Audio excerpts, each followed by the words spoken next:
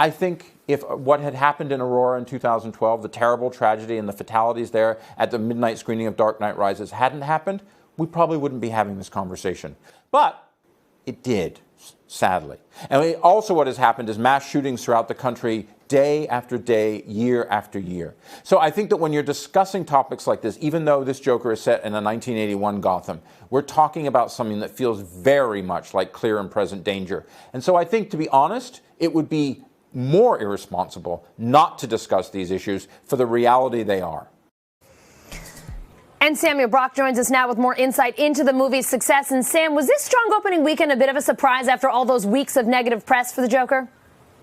Yeah, I know, Allison, thank you very much for having me on. I think this really could have gone in either direction, but the early results so far seem to be that all of the hype, all of the controversy, all of the dissection of this film had that sort of ladder effect of pulling people into the theater.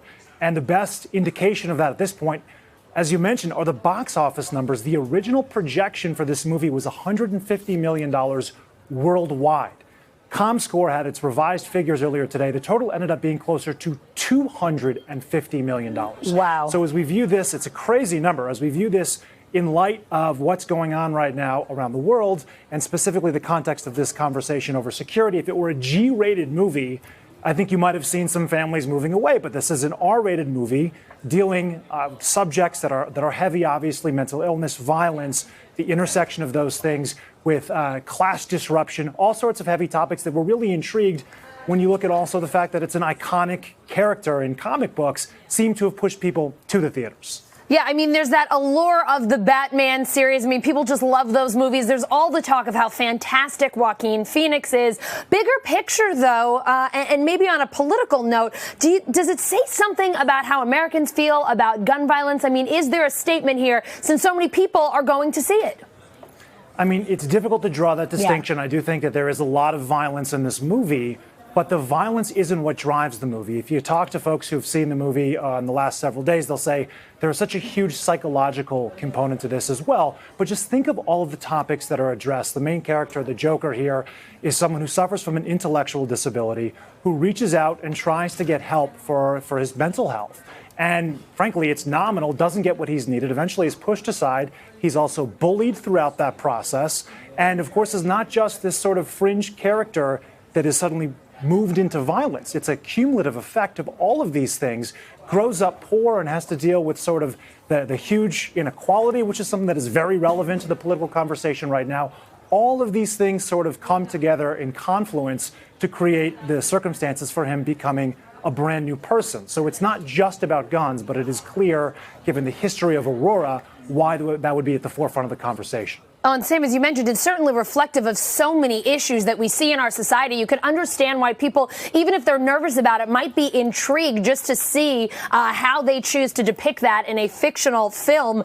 We know the controversy was a really big hurdle for the Joker that it seems to have overcome, but what are some other hurdles that rated R movies face when it comes to being a big box office hit? Yeah, I mean, I think especially when you talk about an R-rated movie, Allison, it's difficult because R stands for restricted. So you're already talking about a smaller pool of people that would be coming to the theater. PG-13, according to box office analysts, is really the sweet spot for most films. That said, in this case, the intrigue of what everyone is talking about, the fact that it does deal with a character, a comic book character that's been in pop culture for decades now, 80 years, was clearly one of the factors that sort of overcame the inherent difficulties of an R-rated movie. So now that it's getting even more buzz and it's made so much money, can we expect it to do well again next weekend, or has everybody seen it already? That is the great question, because typically what you will see in these kinds of scenarios is the diehards will go for that first weekend. But then what happens after that, you would expect a drop-off. Here's the funny thing, though. In this particular case, for the opening weekend, the numbers rose on Sunday toward the tail end of the weekend, which leads you to believe that it might be so much a word-of-mouth, water cooler sort of situation that people are actually driven more now to go see this, now that they know that A, it's safe, there haven't been any security incidents thus far, and B, there is more dimension to this movie than just the violence. Hey, NBC News viewers, thanks for checking out our YouTube channel. Subscribe by clicking on that button down here, and click on any of the videos over here to watch the latest interviews, show highlights, and digital exclusives. Thanks for watching.